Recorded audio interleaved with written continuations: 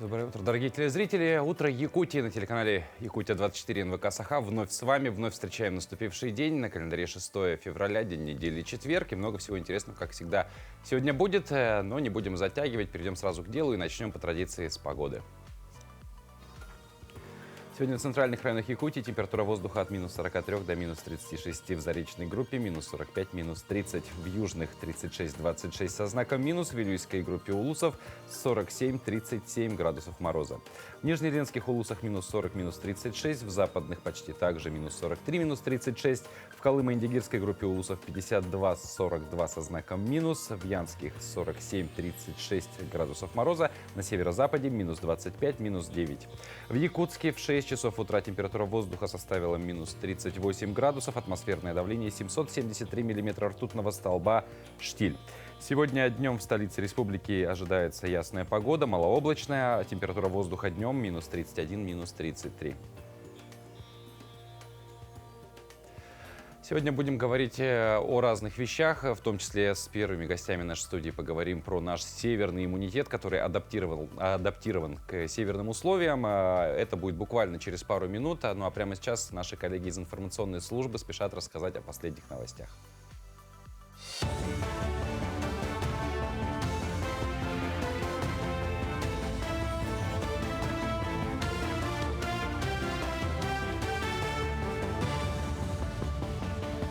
Доброе утро, Якутия. Далее блок новостей.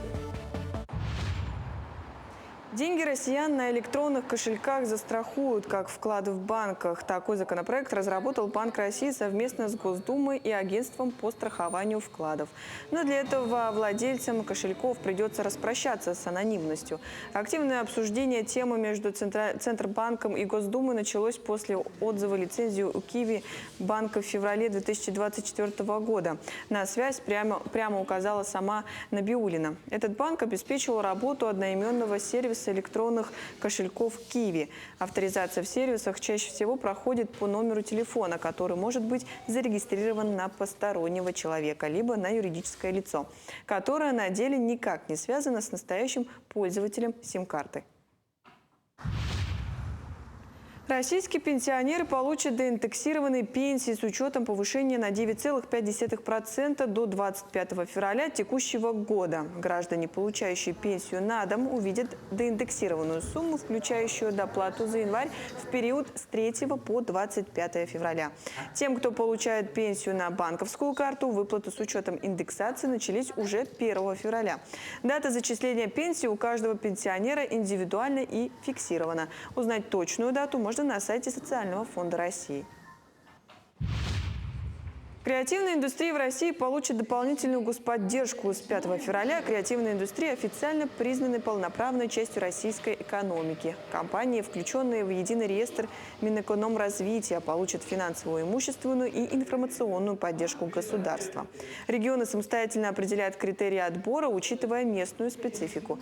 Это решение призвано стимулировать развитие таких областей, как народные промыслы, кинематограф и IT-сектор, подтверждая успехи, например, якутского кино и IT-сектора Якутии, лидера ДФО по экспорту услуг. Южная Якутия встречает гостей 15-й межрегиональной научно-методической конференции ИСЭ-Холонхо «От эпосов к диалогу культур». В этом году событие республиканского масштаба пройдет в Нерюнгринском районе. Сегодня участники, эксперты и творческие коллективы со всей республики прибыли в Нерюнгри. Для гостей была организована торжественная встреча. Конференция продлится 3 дня. Участников ждут различные мастер-классы, дискуссионные встречи, фольклорные вечера, выставки мастеров народных промыслов и многое другое. Напомним, ИСЭ-Холонхо пройдет в Нерюнгринском районе 4 и 5 июля. Ожидания самые хорошие. Надеюсь, работа будет плодотворной, и мы принесем много пользы жителям Нерюнгри. Мы очень рады, что нас встретили очень гостеприимно. Мы приехали на поезде. Мы желаем, чтобы эти дни прошли плодотворно и все было хорошо. Очень большие ожидания. Мы, как и венки, представители венки, да, малочисленных народов Севера. Наш поселок является венкийский национальный наследник, Кюкцы. Ну, ожидания, конечно, хорошие.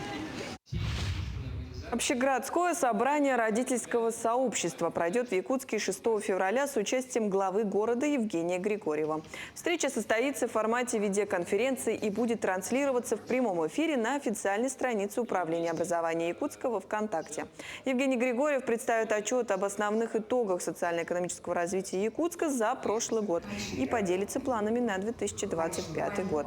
Родители смогут задать вопросы главе города в режиме реального времени.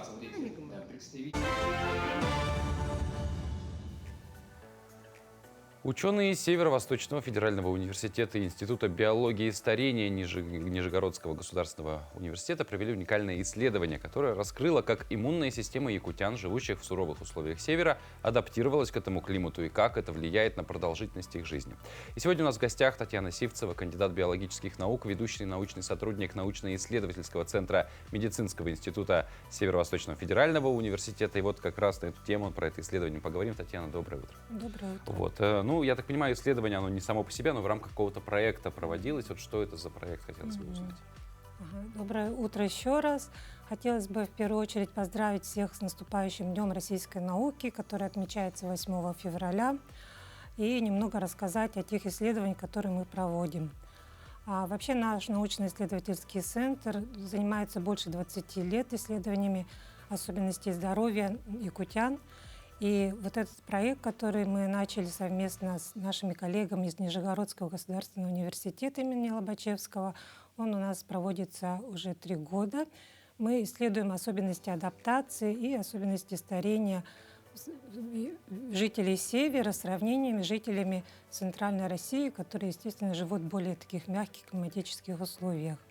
И в этом проекте используются такие современные молекулярные методы. Это эпигенетические исследования, то есть модификация ДНК, которые происходят у нас в течение жизни, и иммунологические исследования. Вот то исследование, о котором вы спрашиваете, это исследование проводилось, как я сказала, в популяции якутов и популяции жителей Нижегородской области. И его особенность состоит в том, что проводился анализ на высокоточном анализаторе, который может одновременно посмотреть 48 цитокинов. То есть это цитокины, это регуляторные белки нашей иммунной системы.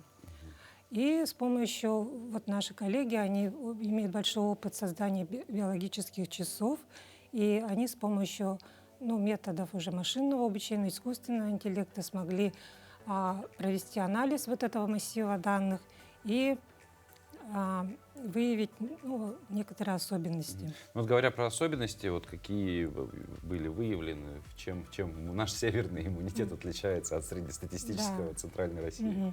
Ранее также проводились исследования иммунитета. В принципе, известно, что метаболизм людей, которые живут на севере, естественно, подвергается воздействию негативных факторов холода.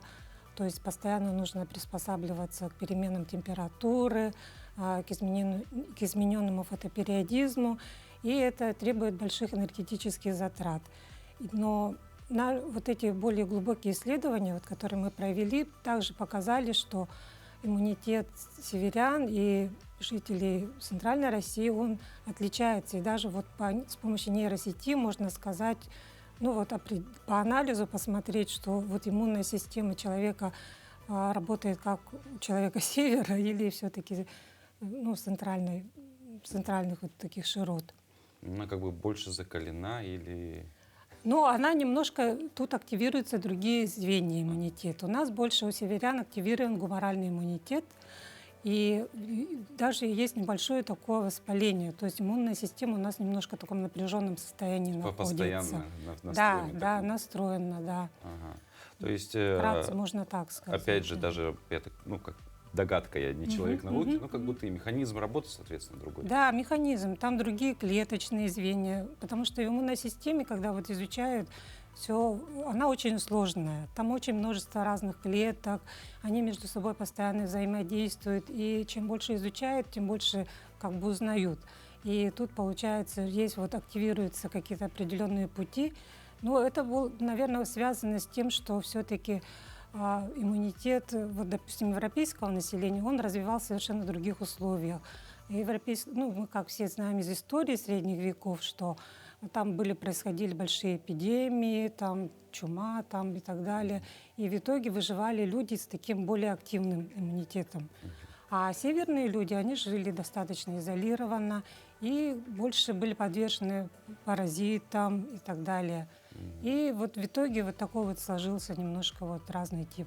А как вообще вот связано ли состояние иммунной системы как таковой с продолжительностью жизни человека? Да, дело в том, что ученые вот, в мировом сообществе выяснили, что иммунная система, она тоже меняется с возрастом. Появляется такое воспаление. И с этим тоже вот связывают, что вот, вообще вот загадка, как происходит старение человека, это, конечно, волнует умы ученых очень давно. И в том числе связывает сейчас и с иммунной системой. И в нашем случае мы предполагаем, что вот северный метаболизм, он предполагает более интенсивные метаболические процессы, в том числе быстрее обновляются ткани. И иммунная система тут, вероятно, помогает нам еще и утилизировать вот эти старые клетки организма. И таким образом, может, вот эти исследования тоже показывают, как-то указывают, что, вероятно, так и происходит. И, соответственно, это помогает увеличивать продолжительность жизни на севере. Ну и вот завершая нашу беседу, да, мы все, да, стремимся к тому, чтобы там были здоровы, наша иммунная система работала хорошо. Раньше всегда было там обливание холодной воды, закаливание, а как будто в условиях севера смысла-то в этом нет. Мы и так все время в холоде и закаливаемся. Нет. А какие еще, может быть, есть рекомендации по укреплению своей иммунной системы? Нет, как раз-таки закаливание это и есть основная, наверное, рекомендация. Потому что вот даже вот опять-таки проводились исследования нашими коллегами, и выяснилось, что вот у коренных жителей, те, кто вот в детстве больше подвергался вот холоду, можно так сказать, да, находился много на улице, они во взрослом состоянии, у них термогенез лучше работает. То есть закалка, которая дается еще в детстве, она и во взрослом состоянии помогает. Поэтому рекомендуем все-таки еще с детства детей не бояться, приучать к холоду, больше гулять на улицу. К сожалению, сейчас уже меньше вот дети, бывают на улице, а все-таки это нужно. Татьяна, спасибо большое за беседу эту интересную. Вам дальнейших успехов в работе, и в том числе в исследованиях, связанных и с иммунной системой, и не только. И хорошего дня, конечно. Вам спасибо большое. Вот, получили мы рекомендацию, как свой иммунитет поддерживать в большем тонусе, закаливание, быть на улице чаще, свежий воздух. Опять же, еще одно из вещей, которое нам поможет это сделать, это, конечно же, дополнительная физическая нагрузка в виде той же утренней зарядки, которую желательно по утрам делать. И тем более, что делается она очень легко, и как это сделать, покажет наш спортивный инструктор прямо сейчас. Так что собирайтесь всей семьей, и упражнения действительно очень простые и полезные. Доброе утро! Пришло время для нашей утренней гимнастики. Поехали! Начинаем с разогрева. Поехали! Шаг, шаг, шаг, шаг. Еще. Раз, два, три, 4. Еще. Раз, два, три, 4. Раз, два, три, 4. Бабочка. Раскрылись, закрылись. Раскрылись, закрылись. Приставной шаг. Слегка согнули колено. Еще. 1, 2, 3, 4. 1, 2, 3, 4. Еще. Выдох, выдох. Продолжаем. Выдох, выдох, выдох, выдох. Сейчас мы будем переходить на протяжку. Готовы? 3, 2, 1. Поехали. Ручки вперед. 3, 2, 1. Меняем. 3, 2, 1. Меняем. 3, 2, 1. Еще. 3, 2, 1. Еще. 3, 2, 1. Закончили. 3, 2, 1. Поехали. Перекаты. Выдох, выдох, выдох. Еще. Дышим. Тянем ручки вверх, плечо прожимаем вниз. Выдох, выдох, выдох. Продолжаем. 3, 2, 1. Закончили. Центр. Наклон. Тянемся. Колено прямое. 3, 2, 1. Поворот. 3, 2, 1. Центр. 3, 2, 1. Поворот. 3, 2, 1. Центр. Еще. 3, 2, 1. Поворот. 3, 2, 1. Центр. 3, 2, 1. Поворот. 3, 2, 1. Центр. Стоим. Удержание. 3, 2, 1. Подъем. Собрали ножки. Хорошо. И будем работать на мышцы брюшного пресса. Выдох, выдох. Смена. Выдох, выдох, выдох. Смена. Выдох. Округляем спинку, сокращаем мышцы брюшного пресса. Выдох. Еще. Продолжаем. Дышим. Выдох, выдох. Еще, еще. Выдох, выдох. Продолжаем. Хороший темп. Выдох, выдох. 3, 2, 1. Крайне. Ножки широко. Вдох и выдох. Поехали. Вдох. И выдох. Еще. Вдох. И выдох. Завершаем. Вдох. Выдох. Мы всем желаем отличного дня и хорошего настроения. До новых встреч. После упражнений самое время приступить к утреннему рациону. Вот несколько причин, почему утренний прием пищи проводить лучше, конечно, после зарядки, а не перед ней. Во-первых, утренняя зарядка стимулирует обмен веществ, что помогает организму быстрее переваривать пищу, потребляемую после тренировки. Во-вторых, физическая активность может улучшить работу пищеварительной системы, что делает завтрак более приятным и полезным. Кроме того, во время зарядки организм использует запасы гликогена, поэтому завтрак после упражнения помогает восстановить эти запасы и обеспечивает необходимую энергию на предстоящий день. Но завтрак — это не только еда, но и напитки. Кто-то предпочитает свежевыжатый сок, кто-то чай, кто-то кофе. О вкусах не спорят, но получить полезный совет по приготовлению утреннего напитка лишним не будет никогда. Сегодня мы встанем на сторону любителей кофе и расскажем, как лучше его заваривать. Многие заливают растворимый кофе кипятком. Однако это распространенная ошибка. Напиток становится горьким и кислым. Чтобы сделать кофе вкусным, придерживайтесь следующих советов. Правильная температура воды. Дождитесь, когда вода в чайнике закипит, а затем дайте ей остыть до 90 градусов. Именно при такой температуре растворимый кофе раскрывает свой вкус.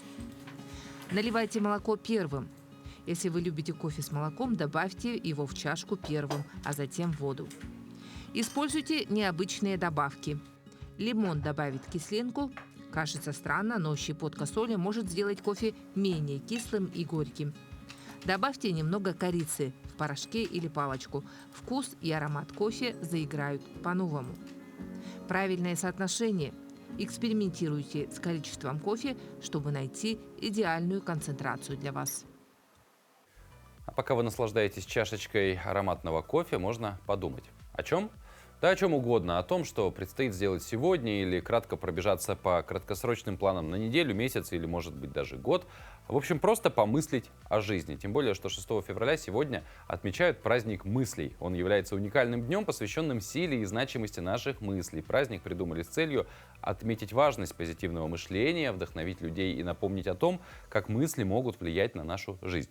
Этот день отмечают по всему миру, и каждая страна имеет свои традиции и обычаи. Например, в Индии его связывают с медитацией и духовными практиками, где люди собираются вместе, чтобы сосредоточиться на позитивных мыслях и создать гармонию в своих умах. В Японии этот день может быть отмечен проведением церемоний чаепития, где люди сходятся, чтобы насладиться чашкой чая и обсудить важность мыслей в их жизни.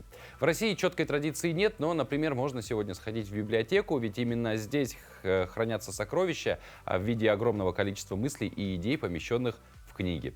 Ну а о других памятных датах сегодняшнего дня расскажем далее.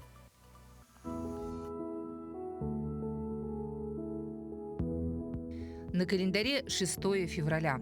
Сегодня Международный день безопасного интернета и день отказа от мобильного телефона. По народному календарю Аксинин день, Ксения – полузимница. Этот день называли также весноуказчиком. Считалось, что погода этого дня соответствовала погоде всей весны. Этот день в истории. В 1626 году в этот день Людовик XIII подписал эдикт о запрещении во Франции дуэлей. В 1886 году, 6 февраля, открыт элемент Германии. В 1900 году в этот день впервые в мире передан радиосигнал о бедствии на море. А в 1936 году открылись 4-е зимние Олимпийские игры в Гармиш-Партенкирхене, Германия. В 1968 году открылись 10-е зимние Олимпийские игры в Гренобле, Франции. В этот день родились Николай Зеленский, русский химик, один из основоположников органического катализа и нефтехимии. Алла Тарасова, советская актриса театра и кино, педагог, народная артистка Советского Союза. Александр Ефимов, советский военачальник, маршал авиации, герой Советского Союза. Игорь Матвиенко, советский российский композитор, продюсер, народный артист России. Именины сегодня у Герасима, Дениса, Ивана, Ксении, Николая, Павла и Тимофея. Ну а сейчас для вас всех хорошая новость, потому что мы готовы подарить подарок. Что это за подарок? Это вот такой вот замечательный билет на концерт ансамбля Арко Артико, который состоится в культурном центре «Сереглякские огни» уже завтра. И, собственно, это будет прекрасное музыкальное звучащее мероприятие, на которое можно прекрасно провести время. Чтобы получить этот подарок, вам нужно в нашем телеграм-канале под постом соответствующим оставить комментарий с ответом на вопрос. Вопрос звучит следующим образом. Какой композитор, известный своими инновациями в области струнной музыки, создал концерт для скрипки и оркестра, который стал одним из первых произведений, использующих технику пиццикато в значительных масштабах? И также нужно отметить, в каком году он был написан. В Телеграме этот вопрос продублирован. В комментариях под него мы ожидаем увидеть правильные ответы. Кто будет первым, тот получит, пожалуйста, пригласительный билет, сходит, послушает вживую прекрасную музыку на классических инструментах. Ну а мы продолжаем. В Ленске прошли общественные обсуждения по дизайн-проекту второго этапа благоустройства городского парка. Жители ознакомились с проектом, предложили свои идеи и варианты развития.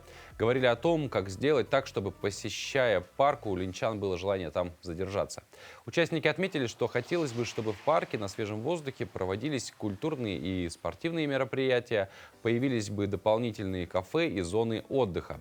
В текущий этап благоустройства войдет территория, начиная от улицы Чапаева до фонтана, который расположен в центре городского парка. Следующим этапом будет благоустройство зоны, прилегающей к озерам. Конкурс пройдет в июне этого года, результаты будут известны уже в сентябре. Если проект станет победителем конкурса, на его реализацию будет выделено 100 миллионов рублей. Сама реконструкция начнется в следующем году. Это прежде всего сеть дорожек.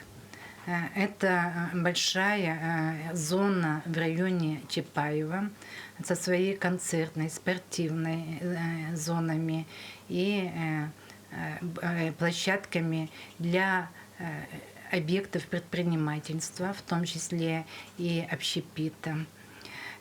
Проектом также предусматривается размещение пешеходных потоков и велосипедных лыжных потоков так, чтобы не было пересечений. Или если пересечения появляются, чтобы они были минимальны, их количество было минимальным.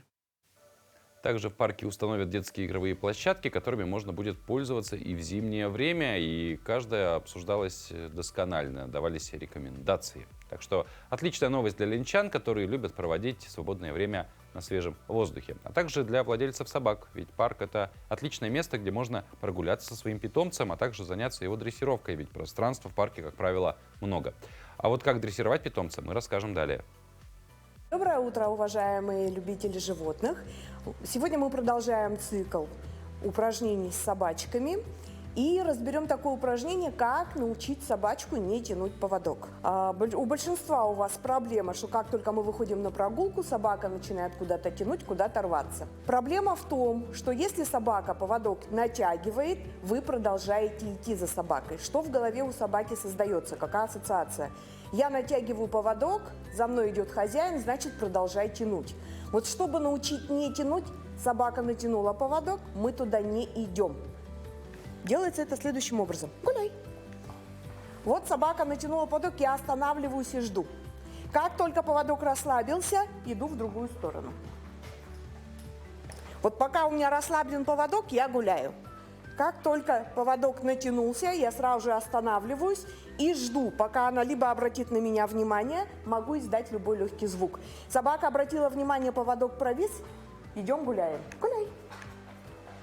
Поводок натянулся, останавливаюсь. Это мягкий способ. Способ пожестче. Поводок натянулся, делаем пару резких рывков. Это замечание собаки, которое привлекает внимание. Могу сказать, эй-эй. Собачка обратила внимание, поводок провис. Я говорю, да, молодец, пошли гулять. Гуляй. Для щенка, для маленького можно замечание даже не делать, а просто стоять и ждать, пока поводочек расслабится, пока собачка на вас обратит внимание. То есть вы можете закрепить едой. Вот мы идем гулять. Гуляй. Гуляй. Нет. Да. Молодец. Супер. Сейчас я сделала рывочки, то есть это замечание собаки маленькому щенку без всяких замечаний. Гуляй. Просто стоите и ждете, пока он обратит на вас внимание. Гуляй. Да, первые дня 3-4 вам придется ждать. И ждать достаточно долго. Но когда ассоциация в голове у собаки сложится, она очень быстро будет понимать, что поводочек натянула, надо расслабить.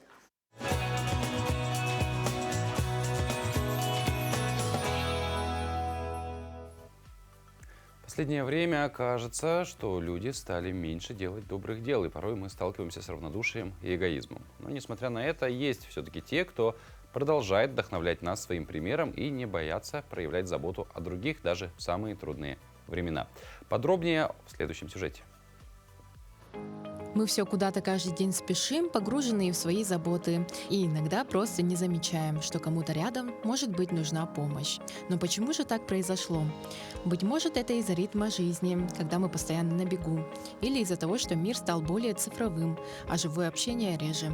А может быть, мы просто стали больше бояться, ведь вокруг столько мошенников. Пошло некоторое снижение, в принципе, поступлений в благотворительные фонды.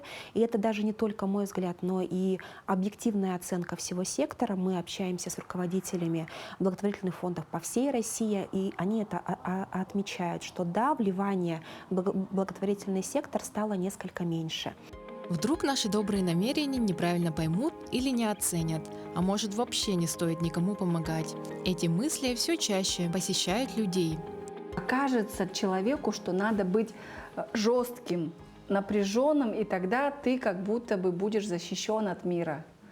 Но это неправильно, потому что, ну так и с точки зрения психоэмоциональной, что как будто мы одеваем на себя железные латы и ходим такие рыцари в железных доспехах. Да?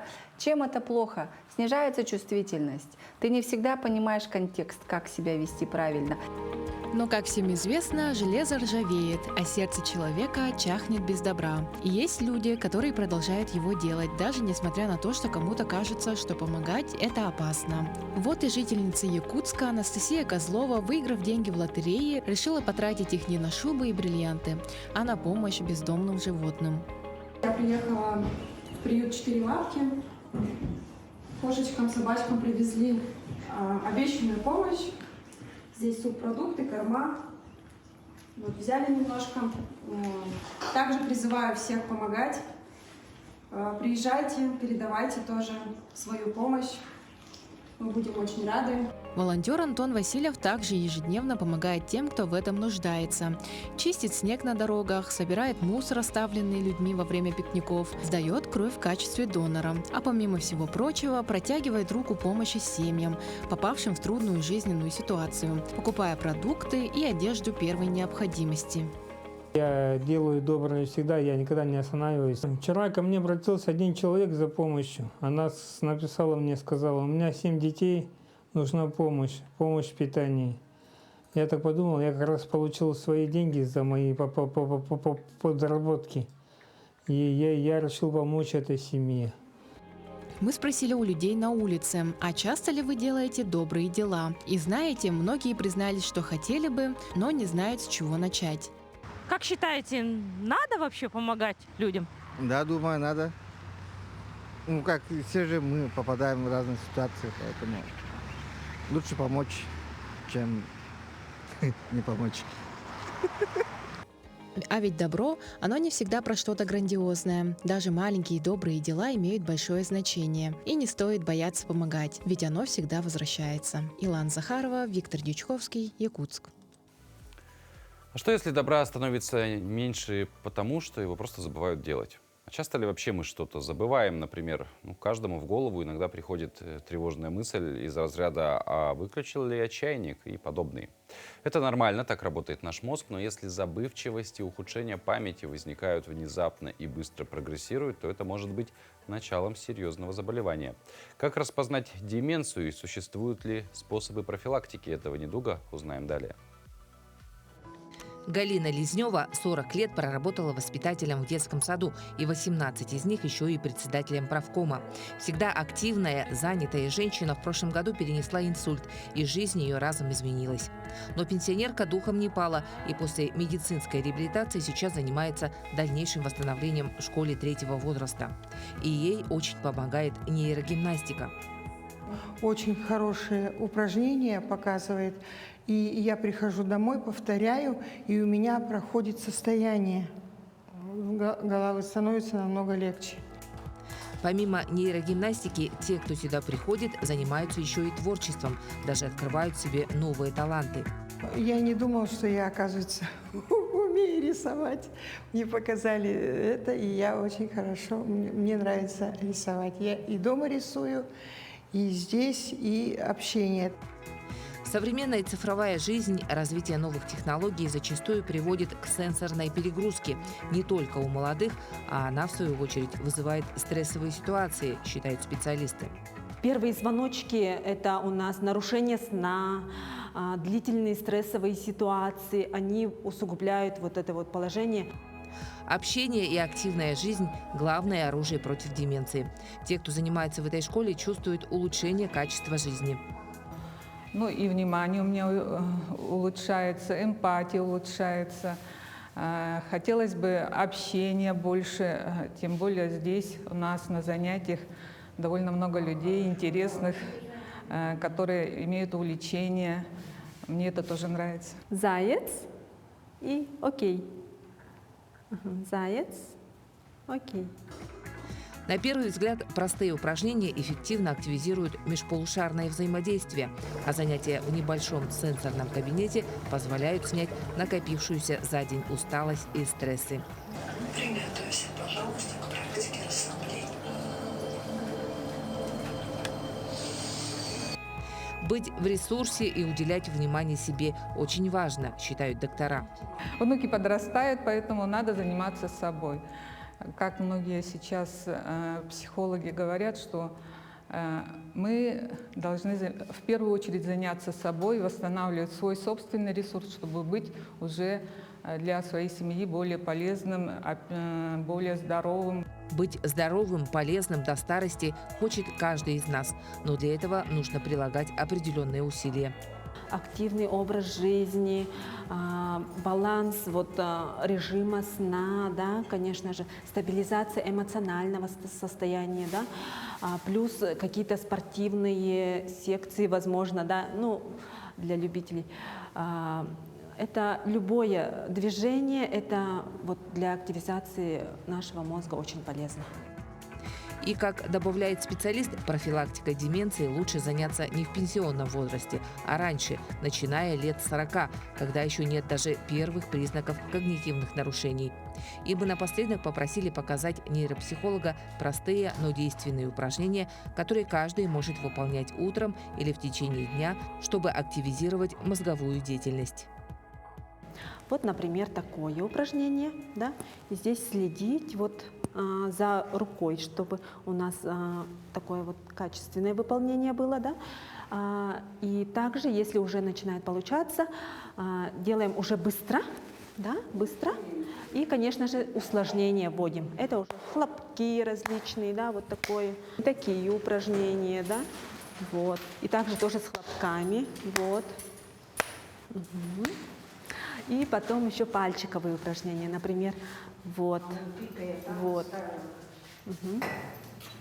Смотрите, это было у нас простой вариант, и сейчас делаем усложнение. Внимание, хоп, вот, да. Это для развития межполушарного взаимодействия. Туяра Филиппова, Илья Сыромятников, Якутск. А знаете, что общего у деменции и плохого зрения? Оба состояния могут иметь общие факторы риска, такие как возраст, сердечно-сосудистые заболевания, диабет и другие хронические болезни.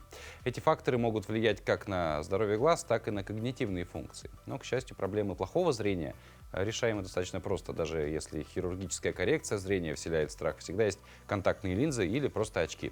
О последних поговорим далее, точнее узнаем, как правильно подобрать оправу, чтобы очки не только помогали лучше видеть, но и подчеркивали ваш стиль и образ. Доброе утро, дорогие друзья! Меня зовут Дарья Габышева, я персональный стилист, и снова наша любимая рубрика «Рекомендации от стилиста». Очки – это не просто тренд. Очки – это образ жизни. Каждый из нас, возможно, их использует либо в летнее время, либо в повседневной жизни и, может быть, даже на постоянной основе. Как правильно подобрать себе очки, на что стоит обратить внимание, когда выбираете себе очередную стильную оправу, сегодня об этом поговорим. Если раньше мы все ориентировались на форму лица, ориентировались на то, какая оправа подойдет по правилам, то сейчас этих правил, я бы сказала, уже не существует. Почему? Потому что есть принцип индивидуальности. Именно это работает сейчас на 100%. Ну и, конечно, пропорции, потому что когда мы с вами говорим о круглом лице или овальном лице, мы подразумеваем, что круглое условно шире, чем овальное. Да? И вместе с тем получается, что подбор очков, он в большей части ориентирован именно на объемы. Если объемы меньше, то и очки, соответственно, меньше. Если объемы больше, то уже стоит ориентироваться на очки побольше. Что мне хочется отметить? Первое, что важно для того, чтобы подобрать правильные очки, это, конечно, понимание контрастности своей внешности. Да, безусловно, казалось бы, да, но важен цвет волос, цвет глаз и, конечно, то, как вы привыкли одеваться в жизни. Девушки, которые любят более яркие образы, те, кто любит носить яркие кричащие аксессуары, обязательно старайтесь подобрать себе очки с более темной, глубокой оправой, возможно, с объемной оправой, или так, чтобы яркие насыщенные цвета, которые продолжают оттенки вашего гардероба. Девушки со светлыми волосами и светлыми глазами, нежные, прекрасные девушки, которые выбирают вещи в пастельных оттенках, вам лучше всего обратить внимание на очки безободковые, полуободковые, полупрозрачные, тонкие металлические оправы. Они также будут гармонично смотреться в ваших образах и продолжать мягкость вашего стиля. Также, конечно, девушки, которые используют яркий макияж, но при этом являются светленькими, я рекомендую вам также выбирать уже более темные оправы. На самом деле, когда вам хочется повысить контрастность своей внешности, вы можете выбрать не черную оправу, а, например, коричневую или темно-синюю. Для светлых девушек это будет уже считаться темной оправой. Казалось бы, все так просто, но в то же время сложно. Поэтому чувствуйте, как вам комфортнее, потому что сейчас мы уже живем в то время, когда очки стали не только необходимостью для здоровья, но также есть тренды. Я думаю, что вы следите за трендами и точно знаете, что сейчас девушки носят оправу для красоты, конечно же. В таком случае лучше всего, если оправа будет максимально актуальная и трендовая. На данный период вы можете выбрать очки кошки, очень здорово будут смотреться вытянутые овальные формы, ну и, конечно, классика. Такая классика, как Wi-Fi, всевозможные очки, скажем так, которые авиаторы те же самые, да, они сейчас будут очень актуальны. И не забывайте про тренд винтаж, ретро и все, что оттуда есть. Вы можете просто достать очки своей бабушки и вставить туда необходимые линзы. И тогда вы точно будете в тренде. Ну а далее узнаем, на что стоит потратить свои зрительные функции. Сегодня четверг, и традиционно в этот день на большой прокат выходят киноновинки. Что уже с сегодняшнего дня можно посмотреть на больших экранах, узнаем из нашей киноафиши.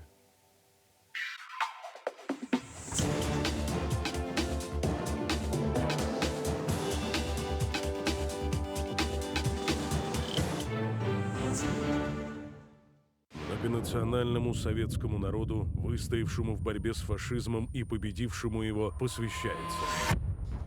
Смотрите в кинотеатре «Центральный» с этого четверга. Драматическую историю «Война и музыка». Война началась. Война ворвалась в мирную жизнь троих друзей внезапно, навсегда изменив их судьбы. Каждый из них пошел на фронт, оставив дома самое ценное, чтобы за это самое ценное и сражаться. Удивительным образом выжить в этом огненном аду сражений с фашизмом им помогает музыка. Захватив с собой музыкальные инструменты, молодые люди играют не только, чтобы поддержать моральный дух однополчан, но и чтобы сочинить так желанный всеми лейтмотив победы.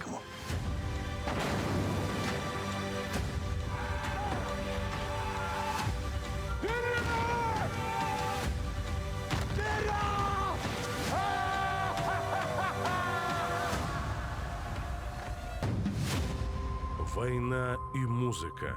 В кино с 6 февраля. Я полечу. Приключенческая драма «Сент-Экзюпери», главные роли в которой исполнили Луи Гаррель и Винсан Кассель.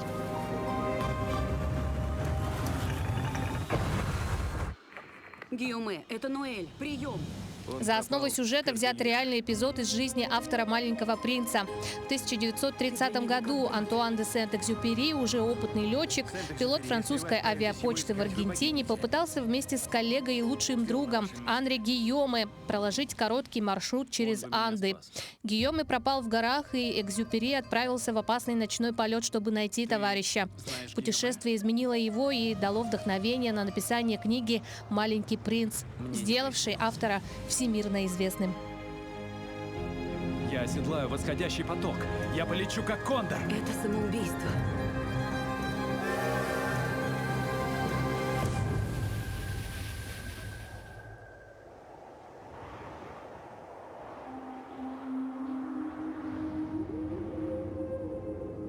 Я здесь, друг. Я здесь. Я скоро. Мы рыцари святой принцессы. Очередное продолжение тайтла «Повелитель» и уже третий полнометражный фильм этой серии в русскоязычном дубляже на больших экранах. Режиссером новой части стал Наоюки Ито, который отвечал за режиссуру всех 4 сезонов аниме и 2 полнометражек. Нам-то что? В этот раз Мамонга, он же король-заклинатель Аин Суалгоун, собирает колдовское королевство и присоединяется к битве на стороне священного королевства и слейновской теократии. Главная цель Мамонга и его армии – победить императора демонов Ялдаваофа и освободить государство Робл. Как же чудесно! Король-заклинатель мертв! Желаем вам отличного настроения и приятного просмотра.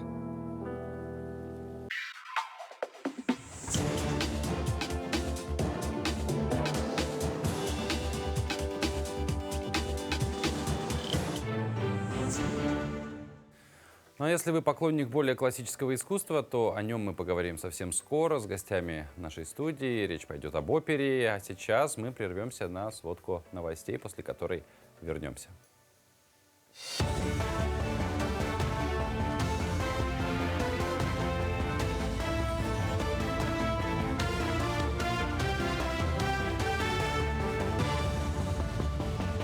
Продолжим говорить о самых заметных событиях к этому часу. Открылась ледовая переправа через Алдан между Чагдой и Тамотом. По информации МЧС, переправа рассчитана на автомобили весом до 15 тонн. Всего в республике открыты для проезда 45 ледовых переправ. Ранее сообщалось, аномально теплый январь может повлиять на сроки работы автозимников в Якутии. Есть вероятность, что сезонные дороги этой весной закроют раньше, чем в прошлые годы. Почта России запустила досрочную подписную кампанию на второе полугодие 2025 года по ценам прошлого периода. С 1 февраля по 31 марта можно выписать любимые газеты и журналы на выгодных условиях. В каталоге представлено более 1300 изданий, в том числе 55 якутских газет и журналов на русском и якутском языках. Оформить подписку можно онлайн в мобильном приложении, в почтовых отделениях или у почтальонов. Также доступна благотворительная подписка для детей из детских домов и других нуждающихся. В СФУ воссоздали облик воина, жившего 4000 лет назад. Эксклюзивная презентация состоялась в музее Мамонта. В ходе полевых работ местности Кёрдюген Чарапчинского района, проведенных в 2004 году, было найдено погребение мужчины-воина, который жил в эпоху позднего неолита Якутии. На протяжении 20 лет была проведена кропотливая работа по 3D-оцифровке, моделированию антропологических материалов и археологических артефактов. Отметим, внешний облик древнего воина воссоздан в рамках совместного проекта СФУ с Институтом этнологии и антропологии РАН по знаменитой методике Михаила Герасимова на основе новейших цифровых технологий.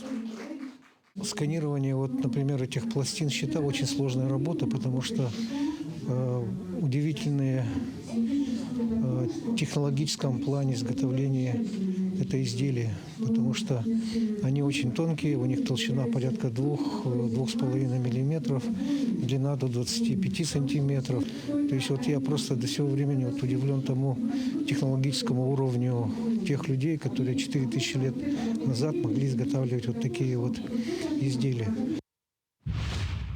Любимец горожан, легендарный пес по кличке Толстый, ожидает своих хозяев. Сейчас хвостатый живет в приюте «Четыре лапки» в Якутске, где о нем заботятся, регулярно кормят, выгуливают и играют.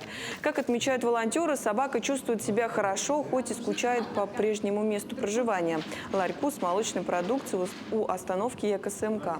Тем не менее, в скором времени Толстый пройдет медицинский осмотр. Специалисты полагают, что у него диабет. Ну а тем временем волонтеры проводят собеседование потенциальных хозяев пса. Требования строгие. Обязательный опыт ухода за питомцем, проживание в частном доме и огороженная территория, чтобы собака не убежала. Насколько я слышал и видел, то по большей части именно на КСМК, где он до этого жил, его кормили кусочками, кто чем попало. Кто-то хлебом, кто-то печеньем, кто-то каким-то сладким. Но надо понимать, что такое животным, в том числе собакам, нельзя. Это очень сильно на них влияет. И почему он толстый? Собственно, потому что его кормили абсолютно никем. Пес, он сам по себе довольно-таки социализированный уже, потому что долгое время его люди кормили, он людей любит, в принципе, не агрессивный. С этим проблем вообще никаких нет. Мы с ним на поводку гуляем, он к этому тоже как будто бы привыкший. Он откликается на Толстого, я слышал, что его Миша еще зовут. Я его пытался так называть, но не особо успешно.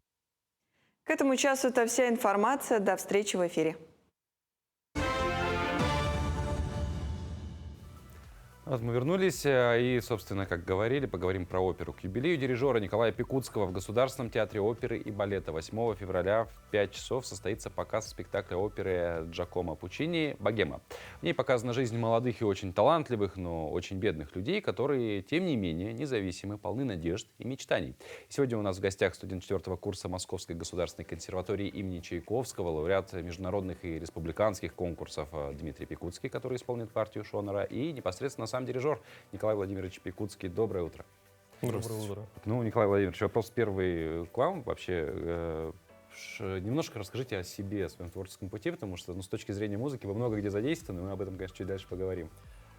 Если кратко, я родился в Якутии, в шахтерском поселке Сангары Кобельского улуса. Как и все музыканты, прошел 3 ступени образования, музыкальную школу, Сангарскую музыкальную школу окончил по классу баяна, Якутское музыкальное училище имени Марка Николаевича Жиркова. Получил высшее образование в Дальневосточной академии искусств, где уже получил квалификацию дирижера оркестра народных инструментов. А как оперно-симфонический дирижер я закончил консерваторию, Нижегородскую консерваторию в классе профессора консерватории главного дирижера симфонического оркестра Нижегородской филармонии Александра Михайловича Скульского. Ну, уже 25 лет работаю, руковожу оркестром народных инструментов в АГИКе, в родном Артическом государственном институте культуры и искусств. И 19 лет уже с лишним работаю дирижером в театре оперы и балета. Ну да, я хотел отметить, что у вас как последовательность. Сначала вы все-таки ближе к народным инструментам были, потом уже перешли в такую высокую классику, я ее назову так, и при этом любовь к обоим направлениям у вас остается. Вы сегодня вот успешно и там, и там. Как удается это совмещать? Ну, я хочу сказать, работать дирижером в театре оперы и балета — это огромнейшая практика. И здесь главные инструменты — это знание и понимание специфики. Ведь в театре оперы и балета надо работать и с певцами, и с хором, и с оркестром. И надо знать все эти виды искусств. И также я работаю с оркестром народных инструментов, там своя специфика. Ну, первое. А второе — это же, конечно, опыт. Опыт очень важен для дирижера. У дирижера должна быть практика, постоянно стоять за пультом. Вот. Ну, вообще профессия дирижера — это профессия второй половины жизни, когда уже дирижер имеет жизненный опыт, большую многолетнюю практику. И потом дирижер — это же не просто так стоять за пультом и управлять оркестром. Он работает с большим количеством людей. Тут надо быть и психологом, и педагогом. Нужно уметь убеждать людей, вести за собой, уметь их вдохновлять. Мотивировать. Мотивировать обязательно. Дмитрий, ну ты, получается, по стопам отца двигаешься? Ну, получается, не только отца, у меня и мама музыкант, как бы тоже. Даже так, то есть по полноценно музыкальная династия. Я больше скажу. За годы учебы в консерватории я успел обзавестись с женой, которая тоже музыкант по династии. Ее родители тоже музыканты. И у нас уже, получается, семья музыкантов второго поколения. Так, мне кажется, суммарно всех родственников собрать и уже ансамбль. Можно на самом деле креативная идея, семейный ансамбль. Но говоря про учебу как раз в консерватории, как сегодня вообще, ну, скажем так, да, по-простому живется студентам консерватории московской? Живется замечательно. Ну, пожаловаться не на что. У нас замечательные профессора. Я вот нисколько не пожалел, что в свое время родители меня выпнули отсюда. Я так не хотел. Нет, я не хочу ехать в Москву. Давайте я останусь здесь. Мне так хорошо дома. Нет, езжай. И я не пожалел, собственно. Сейчас родителям благодарен, что они меня туда отправили, потому что там я получаю гораздо более высококвалифицированное образование, потому что очень много предметов и очень много именитых и маститых профессоров, которые в свое время тоже были очень талантливыми, да и сейчас остаются талантливыми, собственно. Поэтому я набираюсь этого опыта, живу в этой сфере, в этом кругу. Вот. Ну и поэтому я очень рад, что, собственно, что учусь в Московской консерватории. Ну, вообще, оперную карьеру у тебя фактически в самом начале, но при этом у тебя за плечами огромное количество, как мы сказали, да, и московского, и международных конкурсов, и республиканских конкурсов. Расскажи о них, наверное, какие победы больше всего запомнились? Вообще в конкурсах я участвую с раннего детства, еще когда я пел в детском хоре. Вот, я не сразу начал петь сольно, я сначала начинал с хора, а потом уже как-то так само собой случилось, что бац, отделился от хора, начал петь сам один. Вот. Конкурсы, они всегда очень помогают развиваться артисту, исполнителю, привыкать к публике, к сцене, к слушателям. Потому что слушатели разные бывают, а так бац, ты учился там 10 лет, выходишь первый раз на сцену, и все, и у тебя уже ступор, ты не знаешь, куда петь, куда смотреть вообще. Вот, и поэтому конкурсы, они очень помогают. Даже не просто ради победы ты едешь на эти конкурсы. А опыт. А именно опыт, да, действительно. Потому что ты слушаешь также других певцов. И понимаешь, что да, оказывается, это не самые лучшие, да. То есть есть еще и хорошие другие ребята, с которыми есть с чем посоревноваться. Вот. Последний конкурс, нет, один из последних конкурсов, когда я заканчивал Якутский музыкальный колледж, меня тоже отправили в Москву, чтобы я там сразу же все почву прощупал, там, куда поступать и так далее, посмотреть, что там вообще, познакомиться с этим местом замечательным. Я поехал на конкурс в Академию хорового искусства. Там конкурс, он проходил как олимпиада, то есть для оперных певцов, выпускников училищ. Со всей России приехали студенты-выпускники, вместе со мной участвовали. Там у нас проверяли, мы должны были спеть сольную программу, должны были показать свое актерское мастерство. И там буквально вот знание музыкальной теории и так далее. То есть нужно было ответить на все это. И в совокупности я этот конкурс выиграл по всем категориям, получил первое место. Вот. И, собственно, это первое место меня и замотивировало дальше ехать уже летом поступать в Москву. Конкурс проходил как раз весной, уже почти приближались госэкзамены в училище. И успешно закончил, поехал с полной уверенностью в груди, что вот есть шанс, и все. В итоге конкурс стал не следствием учебы, а наоборот причиной этой учебы. Да. Ага. Николай, ну и завершая эфир наш, потому что не так много времени осталось, чего зрителям ожидать от «Богемы»? Вот она уже в субботу в 5 часов в Театре балета. Ну, Пучини, я хочу сказать, это оперный композитор, он написал 12 опер, и именно мировую славу именно ему принесла «Богема». Эта опера признана критиками музыкальными одной из лучших опер в мире.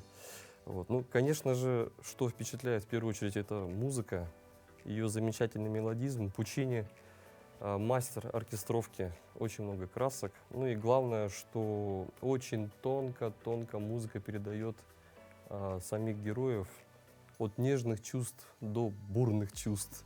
Это музыка творческой молодежи, опера о творческой молодежи. Она полна весельем, задора. Это музыка о любви, о доброте и о потерянном счастье. Ну что ж, послушать нужно в любом случае словами. Как говорится, лучше в этом случае лучше 100 раз не слушать, а 1 раз, точнее, послушать непосредственно на месте. Вам спасибо, успеха в субботу. Ну а вам, дорогие зрители, желаем отличного настроения, хорошего дня и завтра вновь увидимся.